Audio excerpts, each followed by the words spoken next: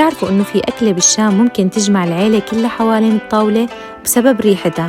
وأنا اليوم عم حضر سفرة رمضان، قررت أعمل شي بسيط واللي هو الصفيحة.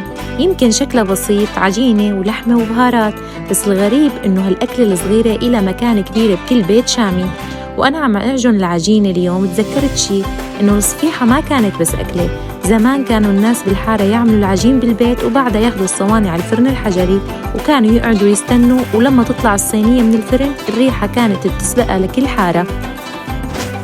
يمكن لهذا السبب الصفيحة لسه موجودة بكل سفرة رمضان، مو بس لأنها طيبة، لأنها أكلة بتذكرنا بتجمع الناس حوالين بعض.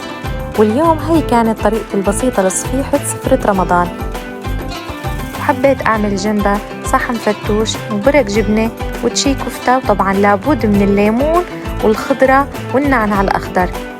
شوفوا هالعجينة شقد طرية ومنظرها خرافي. خبروني بالتعليقات مين بيحب هالأكلة مثلي وعملتوها برمضان ولا لا. وهي هي النتيجة النهائية لسفرتي لرمضان. أعطوني رأيكم بالنتيجة، وهلأ رح أقول لكم سلام.